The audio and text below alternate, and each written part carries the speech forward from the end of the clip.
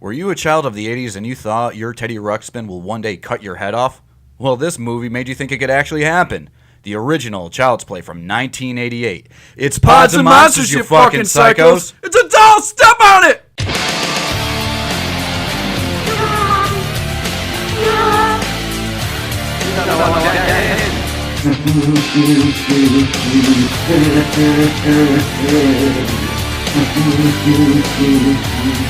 Put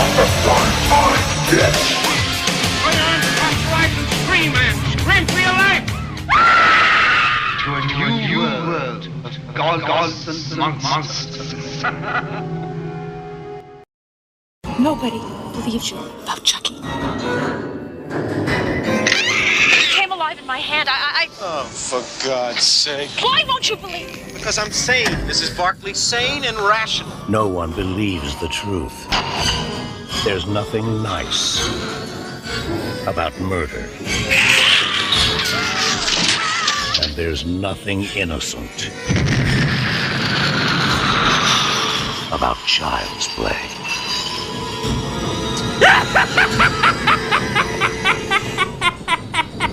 Hello, Psycho Nation, and welcome to Pods and Monsters, your podcast for everything horror movies and horror pop culture. I am the Ace. With me is my partner in crime and co-host, The Gov. And today we kick off our countdown to Orion's remake of Child's Play. And we start with the original, Child's Play 1988. And each week we'll go movie by movie. There's 7 of them. And if 7 movies have taught us anything, that a grown adult cannot take out a Cabbage Patch doll. Come and open your arms to a Cabbage Patch Kid. Cabbage Patch Kids. Each one's unique, each sold separately by Coleco. Not only am I with the Gov as usual, but we've brought in a childhood friends with us because maybe 3 might just help us get past Chucky. I would like to introduce to you our childhood friend, Mr. Jake Navatka. Say hi to Psycho Nation. Hello, you fucking psychos. Hello, Gov. Hello, Ace. It's a pleasure and honor to be here. With that, I believe we have some news. Well, there's a reason why we brought Jake here today, because Jake is a guy who's actually afraid of this movie. Yes, I was, and we'll get into that. Yes, we just will. A little bit. But you're right, Jake. It is time for news, so that means it's going over to Ace at the news desk. Ace. All right, here we go. Well, we're going to start the news with some sad news. On May 14th, Mr. Tim Conway passed away. Oh. Now, most of us know him from the Caribou Net TV show. Mm-hmm. However, in a horror context, he was in the horror spoof Private Eyes. Yeah. Okay, and in more exciting news, Stephen King has announced he has a new novel coming out in 2020 called If It Bleeds. Really no details on that yet, but I'm sure we'll be hearing more. I'll wait for the movie. Yeah, right? It Chapter 2 trailer is finally dropped. Yep. We will be putting that on our Facebook. Absolutely. If you haven't seen it yet, it looks creepy. It looks good. Yeah. Doubt. Well, we had some sad news, some cool news, some exciting news. Now, news that pisses me off. Hold on. Let me get a knife for that humble pie I'm about to serve you. Blumhouse has apparently released plot details on their remake of Universal's The Invisible Man. And short and sweet of it, it's Invisible Man by name. It has nothing to do with the H.G. Wells novel, and it has nothing to do with the James Whale movie that it's supposed to be remaking. Why am I not surprised? Listen. I was excited about this because when Halloween came out, they stuck to the original content. They made it relevant. They made it updated. And I was really hoping that we would get this with the Universal Monsters. Well, apparently we're not getting that, at least with the Invisible Man. So for those, if you don't know, instead of, the actual story where it's a scientist who turns himself invisible and goes crazy, it is about Elizabeth Moss, an abused girl from her ex-boyfriend who apparently commits suicide and now is being haunted in her house by said ex-boyfriend, and it's unclear if he's invisible or if he's a ghost. Jeez, first the mummy, now this. Well, Blumhouse had nothing to do with it. I know that was but Universal. That's different. I know, but it seems like Well, this Universal. is still Universal. It's the Universal Yeah, movie but monsters just having it's- bad luck, is what I'm trying to say. It's Indeed. subdivision Blumhouse. Oh man, when I say I told you so, I sing it. I told you so. And you know what, man? Brotherly love. I don't. I'm just as disappointed as you are. I'm not gloating by any means, but it just goes to even what I was saying last week on the show. They can't do everything. You know, And I don't expect them to be able to do anything. But again, I had hope after the success of Halloween 2018 and how well they did it that we would kind of get that with the monsters. Again, sticking to what worked with it, but updating it, bringing it to modern. I don't think it seems like they're with the Universal monsters. They're having trouble finding that balance. It really. No, it seems like the that way. only Yeah. decent classic monster movie we're ever going to get that's going to come close is Hollow Man, which was how many years ago? Going on 20, I think. Yeah, something like that. And honestly, if you want that modern retelling of the Invisible Man, you need not look any further. It was done, and it was done fairly well with Hollow Man. Paul Verhoeven, I believe, made that one. So you had a good guy behind it, a good, great, comparable director behind it. But here's the thing, going back to your argument about what they did with Halloween and quote unquote making Michael Myers scary again. You can't do it the same way. It's a completely different animal. Like, you can't attack it the same way, so to speak. And if there's one thing that the last few remakes of the Universal horror movies have shown us is they, for some reason, do not want to stick to the source material. They want to make an Avengers movie. They want to make this movie. They want to make a Wolfman movie where Lawrence Talbot is already driven by tragedy. It doesn't work. No. Well, apparently they want to make The Invisible Man, and it's not The Invisible Man. So they want to make it a Blumhouse movie.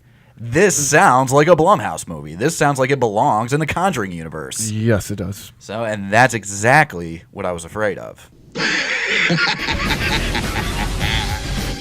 Follow us on Facebook, on Instagram. Listen every Friday on SoundCloud. Join the Psycho Nation. Pods and monsters. We have such sights to show you.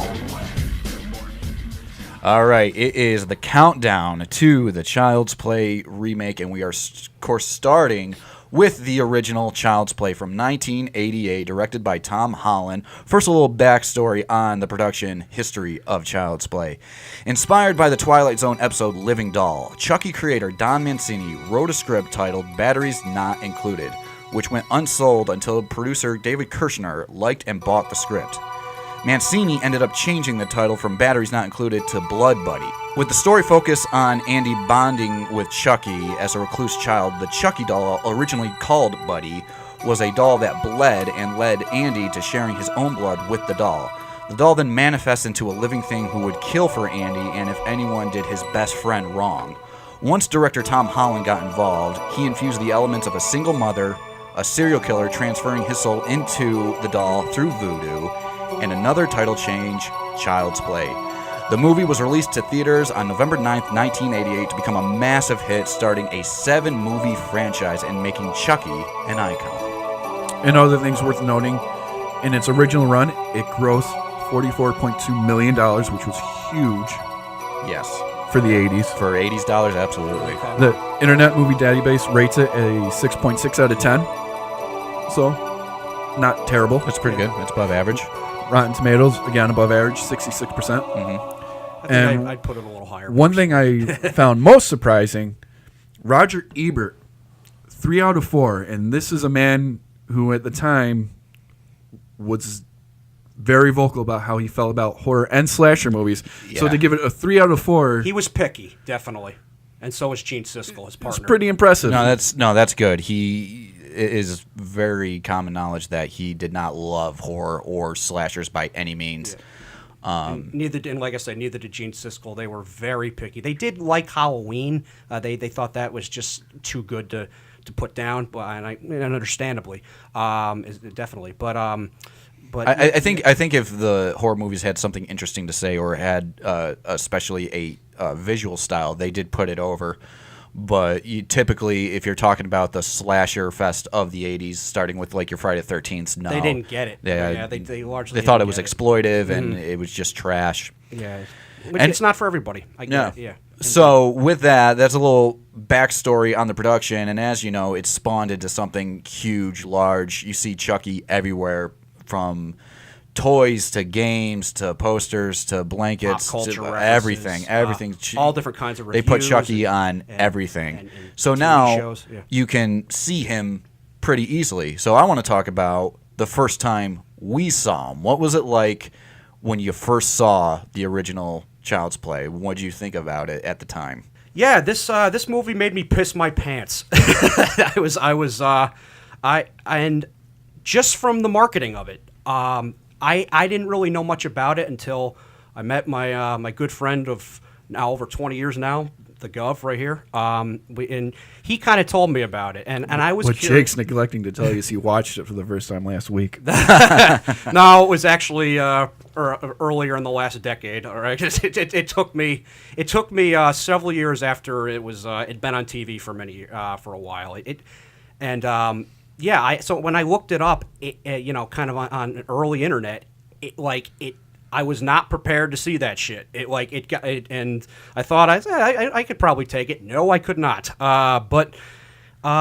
Because I mean, to give you some a tiny bit of backstory, I grew up, watching puppets that were all nice and stuff. I loved the Muppets and I loved Sesame Street growing up. And I had a little sister that was, so I kind of was into that stuff longer than some other boys my age, admittedly. So what was scary about it to you? Was it just the fact that it was a inanimate object I had coming to life? I had seen dolls. I'd been around toys. I had so many different toys growing up. A lot of kids did and stuff. And I never really compartmentalized a toy being evil. Really, a toy becoming like this thing that like just is dead set on wanting to do harm to people, and that really touched a nerve with me. And as growing up, and it just.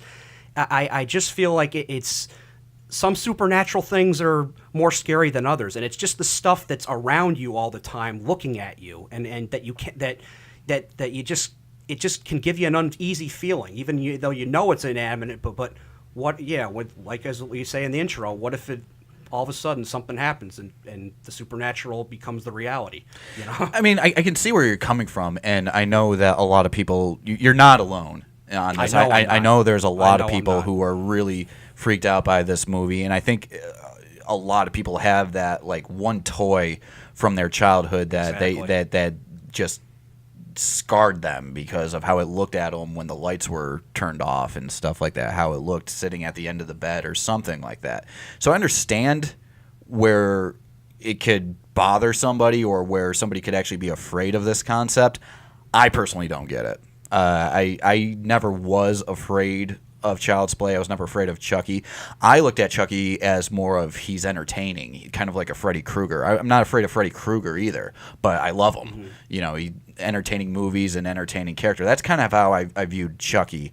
Like a lot of people my age, I saw the first Child's Play around 1998 when Bride of Chucky was coming out. And just to so they were showing the original a lot on TV, and I caught it one night on the USA Network. So when I first saw the movie, even at my young age, I liked it. I was entertained by it, and also, in my opinion, because I was so young, it was a softer horror movie to me. Like it wasn't as traumatic to view it as some of the other movies. And I should know, when I finally did watch it, I wasn't as freaked out as I had been just looking at the marketing and seeing the commercials and seeing little clips of it that freaked me out. But when I did watch it, I was like, it's a good thriller. It's a good thriller in terms of like what, and it's a few different things wrapped into one, which we'll touch on maybe a little bit. But it has some comedy. It has, like I say, it has some thriller. It has some creepiness. It really kind of touches on a few different kinds of genres, I feel like. Oh, sure. It's a uniqueness about it. The script is pretty well rounded, which probably came to its multiple rewrites.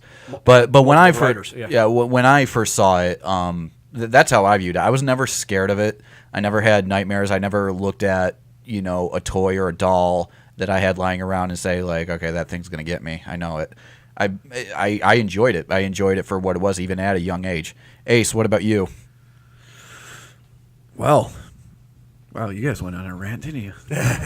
Well, it's my favorite, and I'll get into it. It happens. Yeah, let's go. Well, hey, again, I can't pinpoint the exact time I watched it. I would have to assume it was around the same time Bride of Chucky came out. Like most horror movies, as I was discovering them as I was a teenager, Child's Play was one of those movies that you had to watch it because it was the most terrifying thing of all time. Just like it was the most terrifying movie of all time. Right. Just like Blair Witch Project was the most terrifying movie of all time. Mm-hmm. And just like those other movies, I didn't think it was the most terrifying movie of all time. I mean, it's always kind of a marketing thing in that way. Listen, I get it. And I get this movie. I get the fear it plays off of. It's a common fear of a lot of people, the evil doll or the possessed doll or whatever. It's not a bad movie by any stretch of the imagination. Mm-hmm. The thing about the horror genre is you have to suspend some sort of realism when you watch these movies. Obviously, a doll can't come to life. Obviously, the Frankenstein monster, it's unrealistic. It's a piece of body together, electrocute it, and it comes up. And you know what I'm saying. It's fantasy. It's fantasy. For whatever reason, like with Frankenstein, I could still buy into the realism.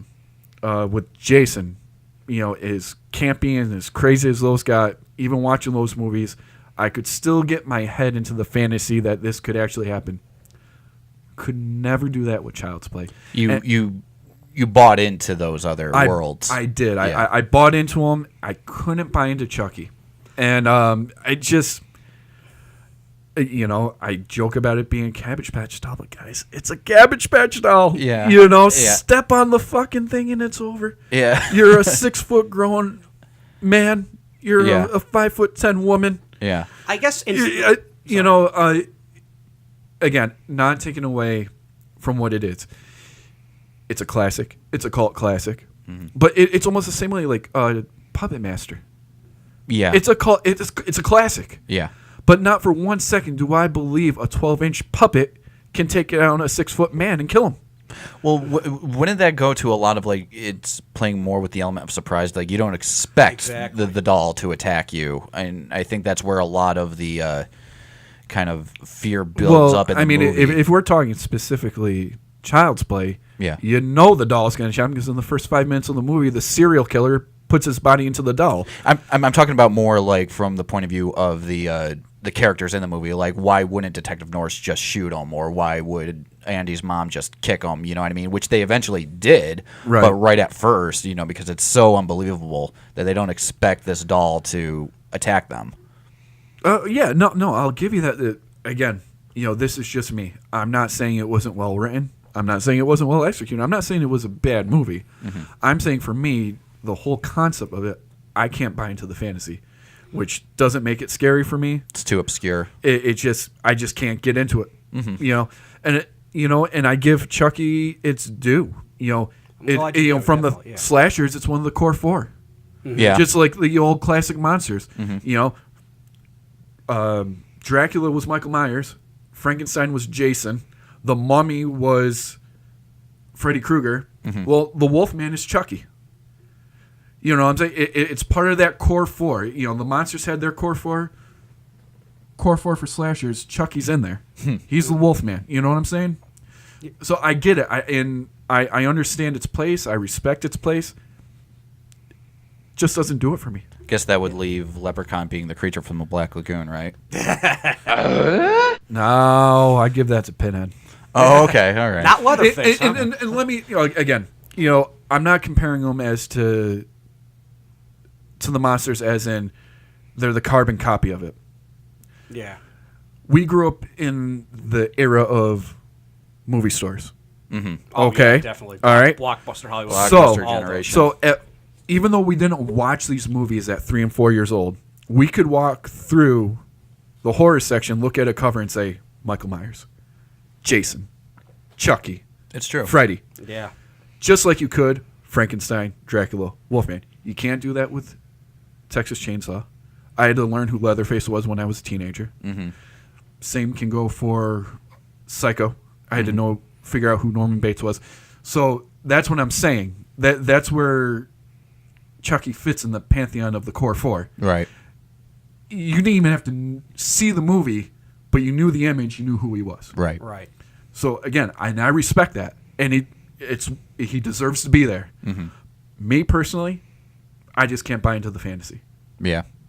I mean, it's fair. I could see both. I'm the ref here. Like, I'm on the middle of these two opposite spectrums between Ace and Jake. But for me, I guess similar to the way Freddy is for me. I guess it's the personality that Chucky is like really is what really sells him, because in many ways it's really what and as jokey as he is, there's. To me, it's like he's a character that out of any horror movie I've ever or franchise that I've ever really watched, I feel like he's an icon that's really gotten an antagonist that's really gotten the most three-dimensional treatment of their character. I feel like in terms they've done.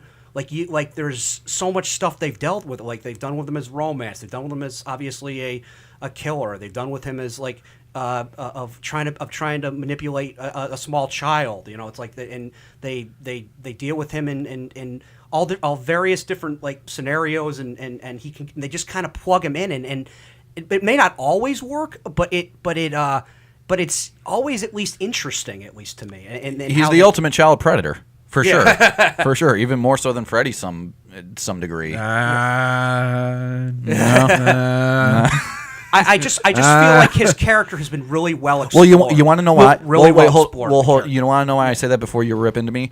The reason why I say that is because Chucky gets kids to trust him. I don't think Freddy ever really did that. He was just a predator, taking kids to the boiler room and doing what he has to. Chucky got him to trust him. He became their best friend. You know what I mean? And with the kids throughout these movies, yeah. But just I guess touching on this original movie real quick, I guess one thing I've always it's worth mentioning, because the dynamic obviously is the original protagonist of this is Andy Barclay, the little kid who has him they have a lot of interactions. The actor Alex Vincent and the doll, and it's. It's often really entertaining for me, and it's a thing that kind of holds the series together to some degree. And I've always wondered what the movie could have been like with Andy talking to Chucky in the first half of the original movie, like seeing them talk before Andy learns the truth about who Chucky is and their friendship, quote unquote. It's like you see them kind of like whispering to each other, but it's like, and that's creepy, and it's largely well done. So what are you saying? Would you like to see a version of the film where you're not sure that it's Charles Lee Ray possessed into the doll? No. That maybe. No, part of me would have liked to have seen, which is what I think we're going to kind of get in this new one, but I don't think it's going to be that as creepy as what I feel like it could have been if they'd done it here. Is like Chucky and Andy you really seeing them talk to each other, like you see. So you actually want to hear Chucky's voice first, like instead of the whispering. Yes, and them kind of having a rapport that devolves. I disagree with that, because I'm not saying it would be perfect or it would be like exactly right. I've just always wondered how it would have played, and you seem to think it wouldn't work. Yeah. Well, from a storytelling perspective, absolutely it wouldn't work, because you're taking away any little bit of mystery you have from the Chucky doll. I guess that leads into the other thing, though. This movie, for all its plot positives, it's a movie that plays as a mystery movie without it really being a mystery to begin with. That's kind of a piece of it. But the thing is, if you go right off the rip, showing Chucky being Chucky, talking to the kid, instead of waiting, you're cutting Chucky's legs off before he has any real relevance. That's like, I'll say Rob Zombie's Halloween. You knew every little thing about Michael Myers up until the night he came home. Was he scary? No. He wasn't scary at all. You knew everything about him. You knew where he was. You saw him the entire time. I guess backstory for me can sometimes be at least interesting if done well. But you feel like what I'm saying is, if you already know Chucky and his intentions before really figuring it out, you've cut Chucky's leg out. Anything that's creepy about him, anything that's effective later on, you're taking it away because you know it's coming. Not that you didn't know it was coming in this movie, but there is still some sense of what's really going on here. You know everything that's going on.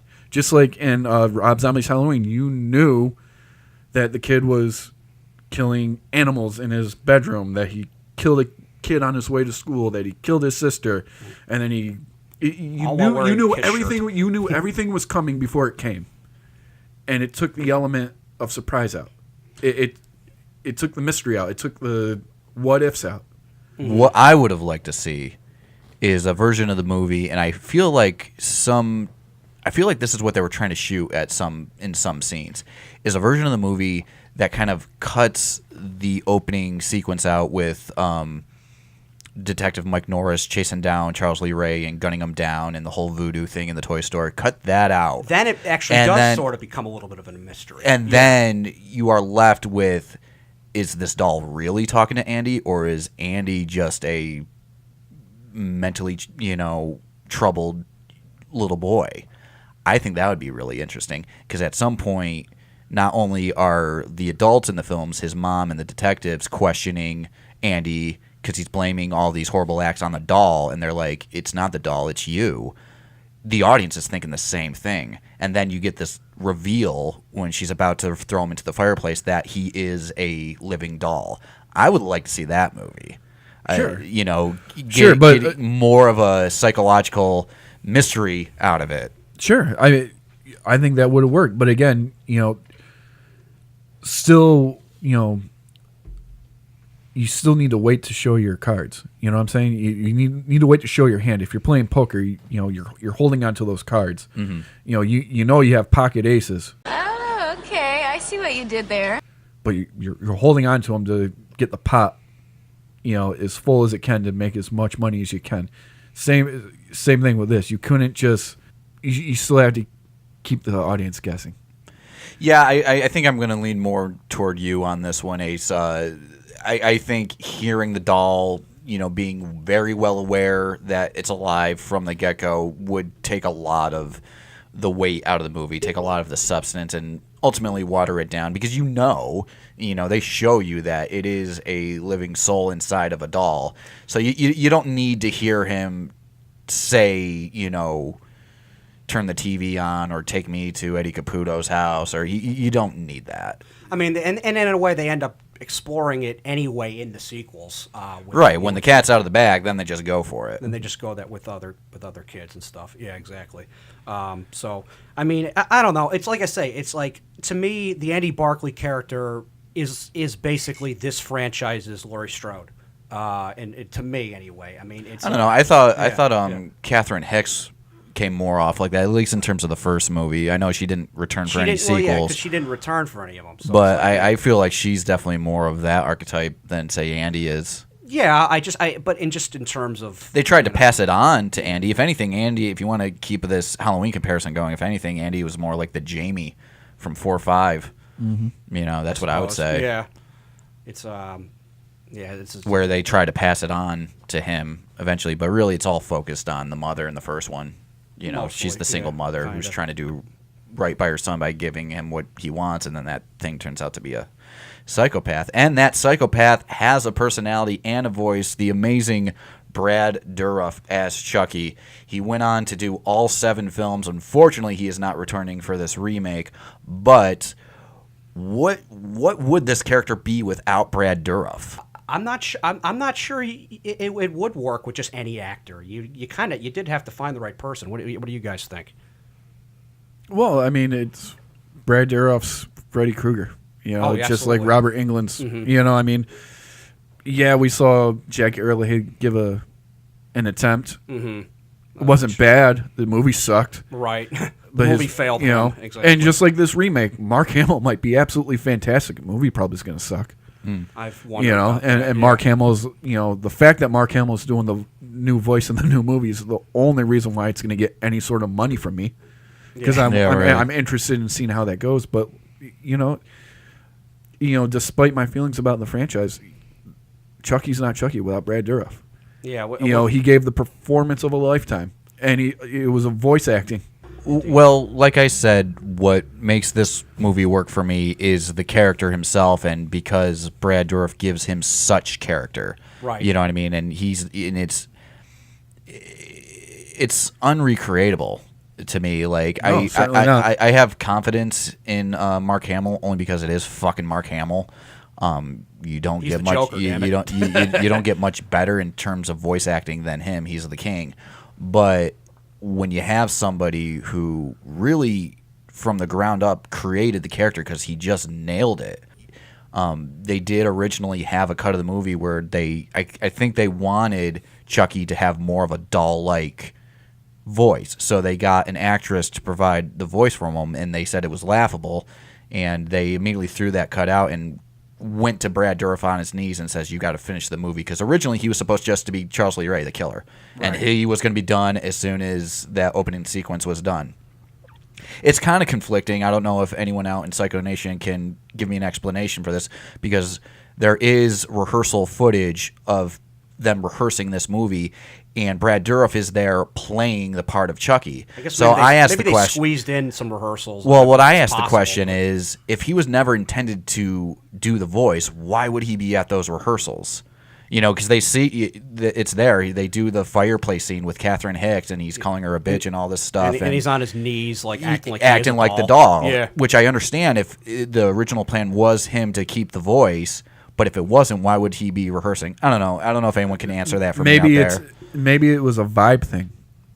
Trying to keep the vibe of his character. Maybe trying to recreate his mannerisms. Yeah, and okay. So I could see that. I mean, that makes sense then. You didn't want to lose the character fully. You wanted to kind of practice it, definitely. Yeah, I mean, again, despite how I feel about how effective the franchise is as a horror movie and if it scares me or not, Brad Dourif was the guy. He was. He is Chucky, just like Robert Englund's Krueger. And that's the thing. This is a franchise that even if you don't necessarily find it scary, it's entertaining. Even if it is kind of dated, and when you look at a lot of the earlier movies, it's not my cup of tea. It's a horror classic. Yeah, it is. It's credit where it's due. It's an 80s classic. Mm-hmm. Just because it's not my thing doesn't take away from the fact it is what it is. Right. Bottom line. I can't not say that this movie did its job, because I mean this movie got me more than anything else. It's just, as weird as it might be, it's just obviously it touched a nerve as a kid growing up for me. So and it can be goofy and corny, but you can't deny that you see sadistic, evil eyes on that thing, on that doll. So and it kind of and the mannerisms, the facial expressions they do are very, very well done overall. Even in scenes where it's even just played for laughs in a lot of cases. Although with minus a certain movie, which we'll get to eventually. It's preposterous. It is absolutely ridiculous as it is on the face of it. And some of the things, like when you look back when you're older. And you see some of the things that they did in this movie, and it's just, and a lot of the times it doesn't even really make sense. I mean, Chucky seems to think that once he's transferred into the doll that the rules apply, that he can't get hurt, and yet he gets burned with the lighter. And immediately after getting burned with the lighter, he goes, "You can't hurt me, Mike." Well, that seemed to hurt him. Yeah. And then he gets shot, and he's bleeding, and he's turning more human, which I don't know how that even works. Yeah. And then I think a lot of people have also asked the question. You really expect me to believe that bashing the babysitter with a toy hammer will make her fall out of 3 stories? Will make her step multiple feet and almost look like she jumps out the window herself. Come on. Admittedly. Yeah, really, she threw herself out the window. I mean, you can't make an omelet without breaking some eggs. No, exactly. Yeah, the elements of this movies they get super ridiculous, and other things like he's turning more human, yet setting him on fire doesn't stop him. Or how about cutting his head off? Or how blowing about his head off? Yeah, you know what I mean. With a It gun. only works when you shoot him in the heart. And then you go into the bridging it over to the second movie where there's like, we're gonna rebuild the doll to prove that there's nothing wrong with it. Did they fail to notice the human heart inside the doll? I mean, the blood all around it and whatnot. Yeah. Admittedly, they did it to have another sequel. Well, again, is it a horror classic? Absolutely, it is. Mm-hmm. Is it an '80s classic? Absolutely, it is. Like, I don't like the Rolling Stones. All right, I am not a Stones fan. However, I would never ever say that they are not one of the greatest bands of all time. Right. Yeah, they certainly earn their keep, indeed. So, like this movie, and it is those ridiculous elements that leave the lasting impression, though. There are ridiculous elements. It gives it the charm. Yeah, it gives it the charm. In my opinion, because you do get to a point where it's a semi-realistic plot and semi-realistic movie, besides the whole voodoo element, and then it just toward the last quarter of it, it just goes balls to the wall nuts with its material, and you're there every step of the way. So yeah, I agree. It's definitely earned its keep as a classic, as a horror icon in Chucky. So I agree. But now that it's been 30 years and we're approaching a dreaded remake, does it hold up? I mean, what was it like watching it the other day? First time in a long time for me. I find it harder to watch every time I watch it. I think it's one of those nostalgic movies where I got to keep it locked in that vault in my mind, so I don't end up disliking it one day. I watch this movie. I don't watch it with 2019 eyes. I watch it with 1988 eyes. Mm. Yeah. So, of course you can nitpick, especially with today's technology. Mm-hmm. It's impressive that they were able to do what they did with practical effects. Oh, sure. And it's a lost art. For sure it's a lost art. So, I mean, again, watching it again, it was child's play. That's how I felt. It's child's play. Oh, that's why they call it that. Yeah. It's, it is what it is. Didn't scare me then, didn't scare me now, but it's child's play. It's a classic. Mm-hmm. Yeah. Yeah. It's Chucky. Yeah. Well, like I said, you can like it for multiple different reasons, even if some don't entirely hold up. I mean, there's something that I feel like can offer you in different ways if you kind of keep an open mind to it, but also know that it's from several years ago as well. Well, I mean, especially with this podcast, and obviously eventually we're not going to do every single episode we ever do is going to be all on Chucky.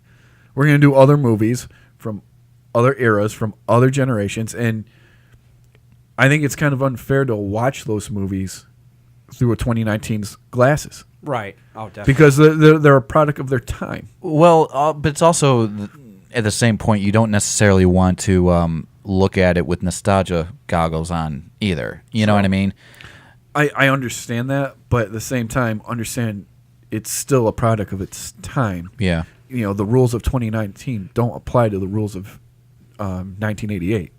Indeed. So this entire series of podcast episodes is, in fact, a countdown to the Orion remake, Child's Play, which will be released in June. Probably no better time than now to talk about, having not seen it, the expectations just based on what we got, because this is a remake of this film, and also by name, Child's Play.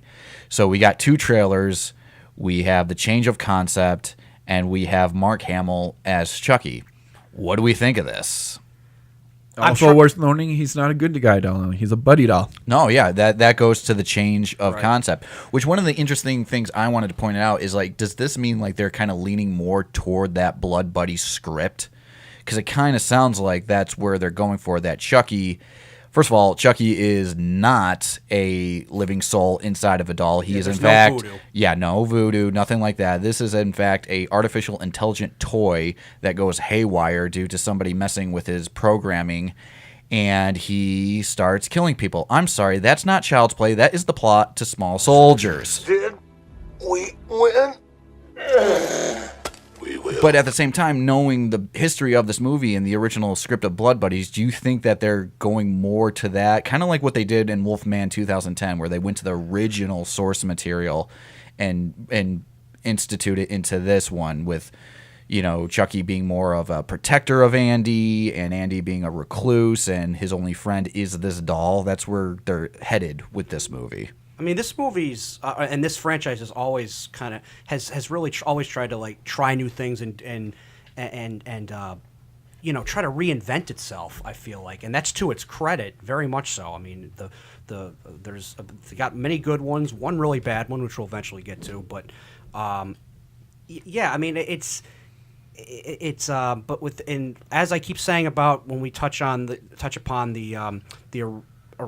this remake, I'm trying to keep an open mind, but like you say, you can't help but think that okay, the studios really want to make noticeably old ideas and put it into a franchise that wasn't really needing those old ideas to begin with in some ways, like you could argue. But it's again, it's a double-edged sword. You want to.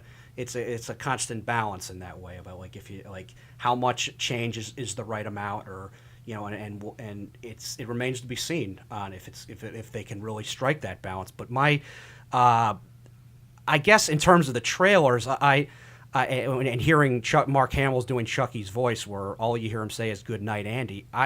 I'm not thinking they're gonna the character. They might still kind of keep some of the character aspects from the original franchise in this, but at least it's at first glance. But maybe that's purposely deceiving. I don't know. Yeah, well, it could be.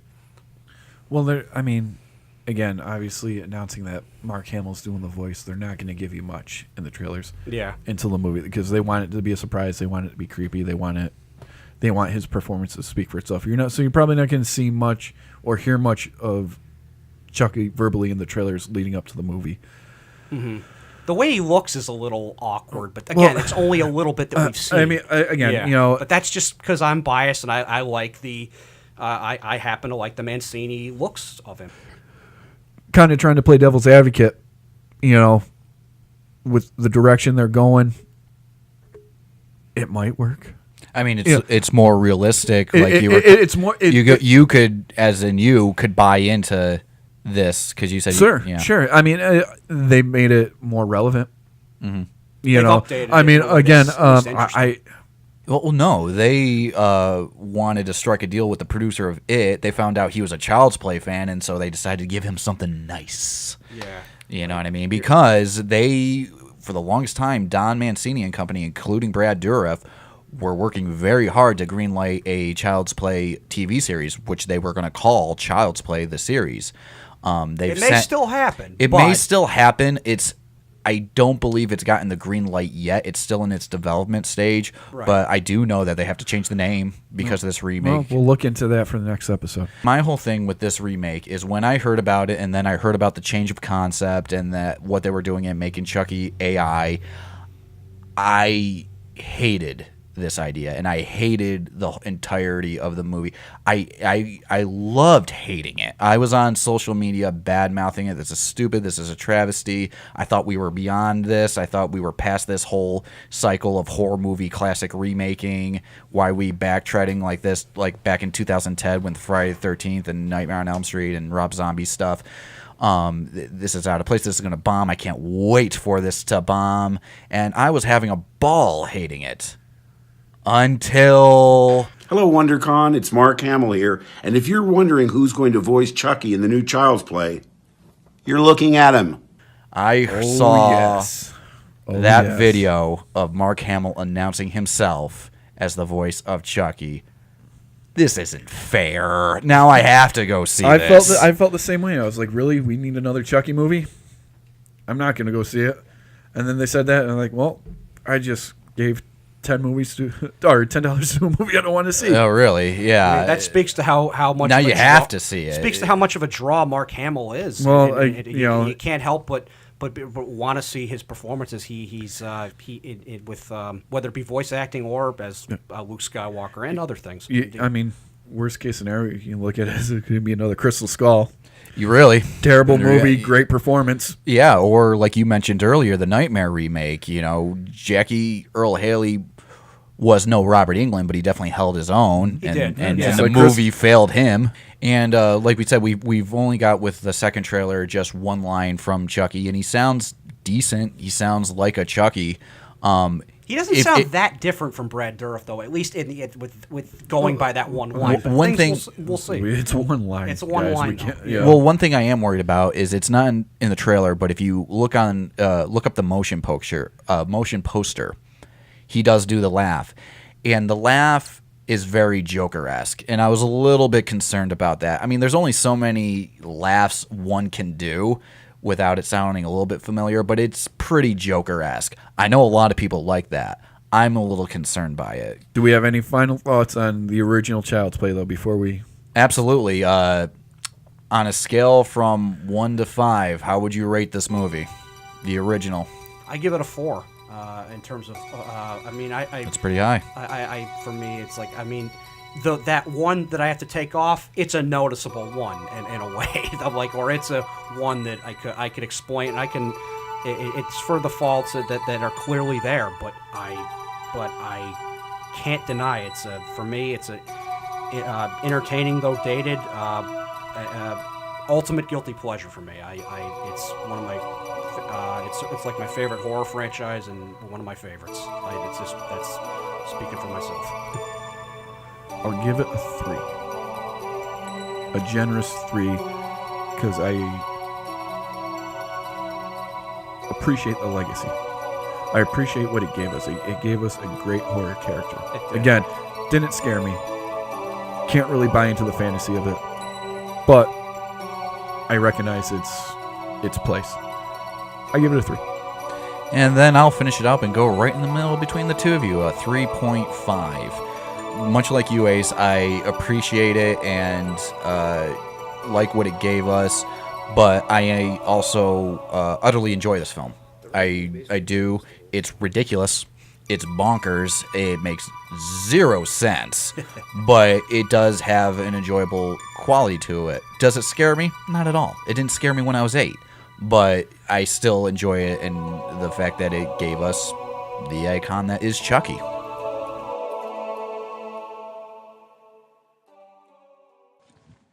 Hey, you fucking psychos, this is the Gov here. If you are a fan of Pods and Monsters and at the same time an aspiring filmmaker who just made the next great horror movie and want to talk about it, then we are fans of yours.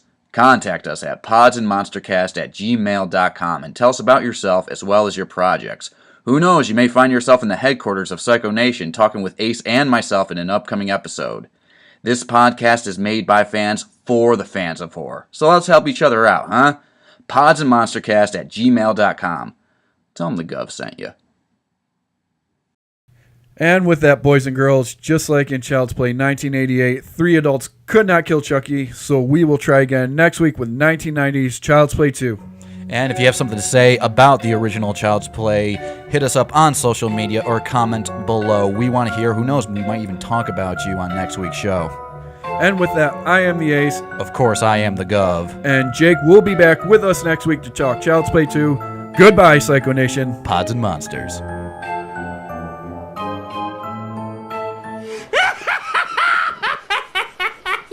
It's a doll! Step on it!